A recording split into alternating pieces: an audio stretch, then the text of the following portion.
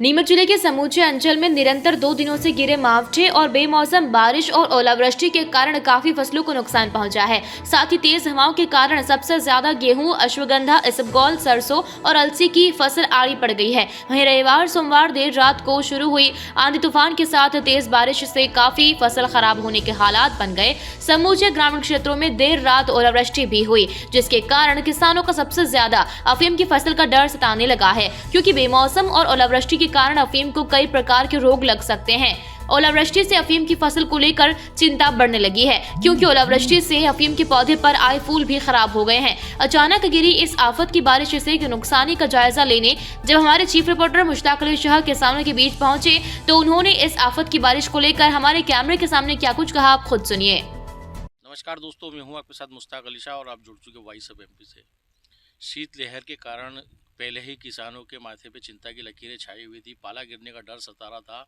वहीं जो है समूचे अंचल सहित नीमच ज़िले में भी 2 दिन से मावठा गिरने के कारण जो है किसान बहुत ज़्यादा परेशान नज़र आ रहे हैं, क्योंकि शनिवार को जो हल्की फुल्की बारिश के कारण मावठा गिरा था उससे कम चिंता थी, लेकिन रविवार और सोमवार की मध्य रात्रि जिस तरह का जमकर बारिश हुई है उससे किसानों के चेहरे पे जो है मायूसी छा गई, क्योंकि अचानक गिरी इस मौसम बारिश के कारण जो है बेमौसम बारिश के कारण कई फसलों को नुकसान है। अगर अफीम की फसल की बात करें तो अफीम की फसल में भारी नुकसान का अंदेशा जताया जा रहा है। वहीं गेहूँ की फसल भी है, और अगर इसबगोल की फसल की बात करें तो पूरी तरह से नष्ट हो चुकी है। इस बारे में बात करते हैं, हमारे साथ कई किसान मौजूद हैं, उनसे बात करते हैं इस पूरे मामले में उनका क्या कहना है।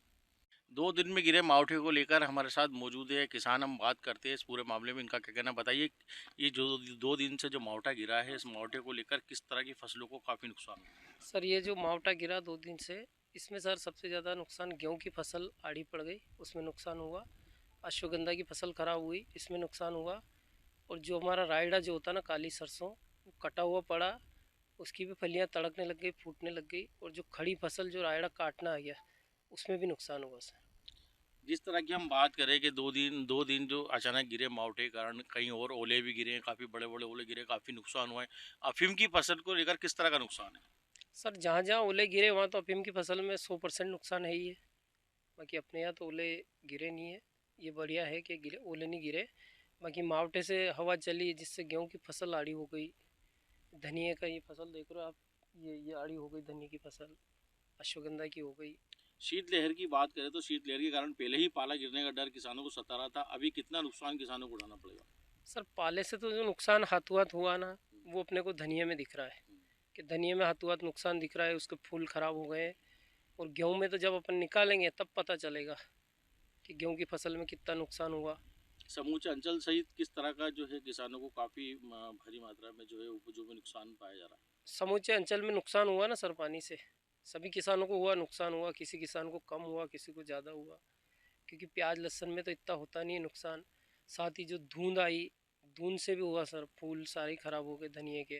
बहुत गेहूं में बहुत नुकसान हुआ है, अफीम में भी नुकसान हुआ है, चने में नुकसान हुआ है, और इसबगोल में नुकसान हुआ है, मेथी सब में चौपड़। गेहूं देखो ना कैसे सब नुकसान ही नुकसान हो गया है, बिल्कुल कुछ भी नहीं मिला किसान। किस तरह से जो है अचानक गिरे मावठे के कारण किसान अब परेशान रहेगा कि कितनी फसलों का नुकसान हुआ। ये सभी फसलों में करीब कोई सभी फसलों में नुकसान है, कौन सी भी नहीं बची, केवल लहसुन प्याज को छोड़ के सभी में नुकसान है। और कुछ भी नहीं है, इसमें कुछ भी नहीं मिला। अब क्या 2 बोरी बिकेगी, नहीं बैठने वाली है गेहूँ ये। पहले ही पाला गिरने के कारण किसान परेशान हाँ थे। बहुत परेशान थे, इसमें पाला गिरने से सब गेहूं में और इसमें क्या चिया में, इसमें सब झलक लगी, सब जल गया वो। और कुछ भी जैसे जैसे थोड़ा संभला तो ये पाला गिरने, ये गिरने से, मावटा होने से सब चौपट हो गया, खिर गया ये सापत। क्या लगता है कि अब मुआवजे की मांग करेगा हाँ किसान। मुआवजा, किसान को मुआवजा तो जरूरी चाहिए। इसमें क्या, नहीं तो क्या देगा, खेती हकाई वालों को देगा, मजदूरों को, किसको देगा वो। और घर पे क्या करेगा फिर, वो साल भर के लिए फिर इसी के ऊपर तो आस करके बैठे थे सभी जने। तो फिर क्या मिलेगा, अब कुछ नहीं होगा तो फिर सरकार को तो पैसा देना ही पड़ेगा। जो कर्जा ले रखा है उसको किसी को बोल रखा है भाई गेहूँ आएंगे, गेहूँ में देंगे, फिर कहाँ से देंगे। अब सभी तो नुकसान हो गया ये। अफीम की फसल की बात करें तो अफीम की फसल को किस तरह का नुकसान है इसमें? अफीम में अभी चिरा नहीं लग रहा है, पर उसमें पत्ते ये छींटे गिरने से पत्ते जड़ गए हैं, इसमें सारा दूध वो जड़ गया है, केवल डंडियाँ खड़ी रह गई थी, उसके वजह से अब दूध भी नहीं निकला, उसमें आएगा नहीं। तो सरकार को कैसे भरपाई कर पाएंगे औसत की। तो वो बड़ा नुकसान ही है, और उनके सामने तो देना ही पड़ा कैसे भी करके। किन किन फसलों का नुकसान हुआ है। गेहूँ, अफीम, चना और असगन, वो चिया, असगन नहीं, वो क्या बोलते हैं, इसबगोल। इन पांच पांच फसलों में बहुत भयंकर नुकसान है। और रायडा में भी है, रायड़ा पहले भी पाला गिरने से बिल्कुल जल गया है, वो बिल्कुल सपाट हो गया है, और कुछ बचा था जो अभी ये पाले से इसके हो गया है।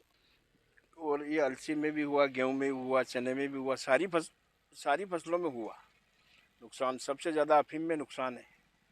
किस तरह का जो है चिंता की लकीरें अब किसानों के माथे पे आ चुकी है? वो सारी तरफ कर्जे से परेशान है, और ये नुकसान हो गया तो परेशानी है हमारे लिए। तो अचानक गिरे मावठे के कारण जो है एकदम जो है पूरे जिले में ठंड की लहर दौड़ रही है, सर्द हवाएं चल रही है, ऐसे में और कितना नुकसान हो सकता है? अब ये तो मालिक ही जाने सर, अब हमारे तो ऊपर वाले ही है, और क्या इसके फसल के लिए। तो नीमच से मुश्ताक अली शाह की रिपोर्ट।